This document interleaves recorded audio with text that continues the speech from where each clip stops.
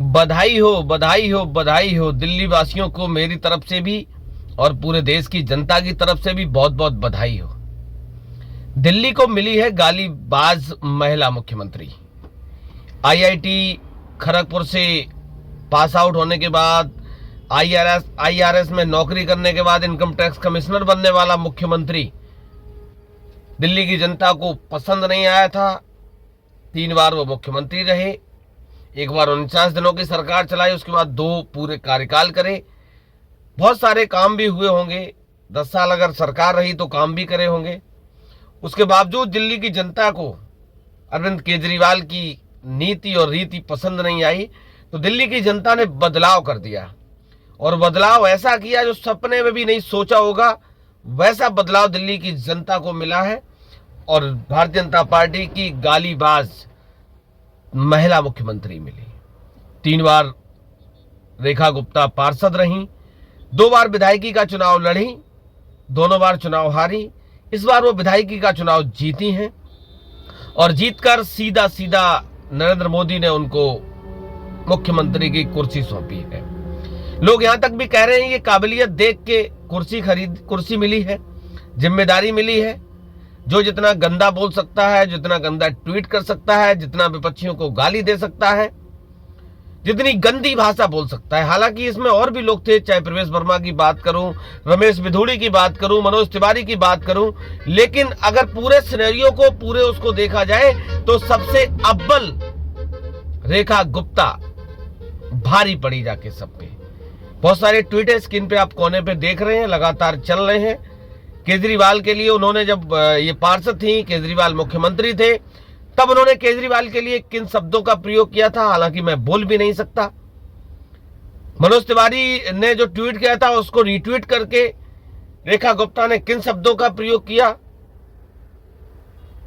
अगर भाजपा की बात करूं तो भाजपा में एक से एक महारथी पड़े हुए हैं, लेकिन रेखा गुप्ता से ज्यादा महारत इस काम में किसी को भी हासिल नहीं है। उन्होंने एमसीडी में भी एक उनका वीडियो सोशल मीडिया पे अब वायरल हो रहा है, क्योंकि कल तक चीजें कफन में थी। जब से उनका नाम आया है तब से ट्वीट भी लगातार आ रहे हैं।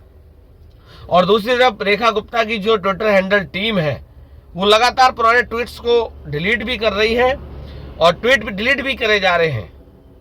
लेकिन कब तक छुपाओगे, चूंकि चीजें आर्काइव में चली जाती हैं, पड़ी रहती हैं, लोग डाउनलोड करके रखते हैं। संस्कारी पार्टी, चाल चरित्र चेहरा वाली पार्टी ने ऐसी मुख्यमंत्री दिल्ली की जनता को सौंपी है।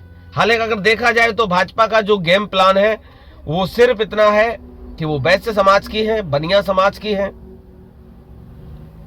और महिला भी है। चूंकि 45% वोट महिलाओं के पड़े हैं, भाजपा को मिले हैं, जो वहां चुनाव आयोग की उसके अनुसार निकल के आ रहे हैं। तो आप अंदाजा लगाइए कि जब इस तरीके की भाषा पार्षद होते हुए एक मुख्यमंत्री के लिए रही, माँ की कोख में भेज दूंगी, मुख्यमंत्री अपना जन्मदिन इसलिए नहीं मनाता क्योंकि उसने अपनी माँ से वीडियो मांगा था। पता नहीं, आप अंदाजा नहीं लगा सकते हो कि इतनी संस्कारी महिला नरेंद्र मोदी जी को कैसे पसंद आई है।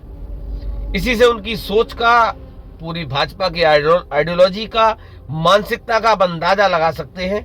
जो जितना गंदा बोल सकता है, जो जितना गंदा लिख सकता है, उसको उतनी ही बड़ी जिम्मेदारी भाजपा में मिलना तय है।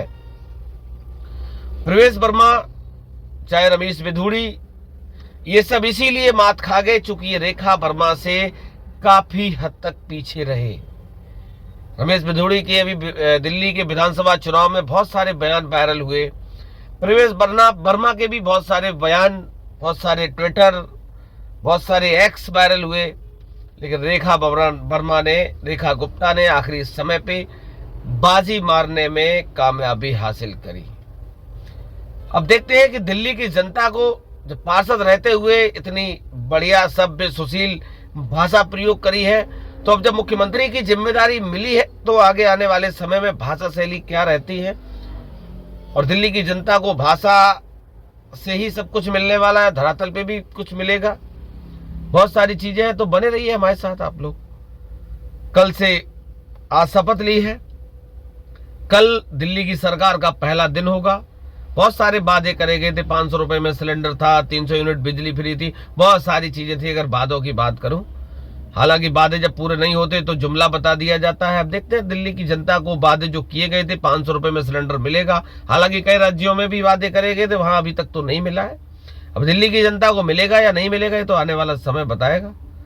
तो बने रहिए। चैनल को सब्सक्राइब नहीं किया तो सब्सक्राइब कर लीजिएगा। बहुत बहुत धन्यवाद।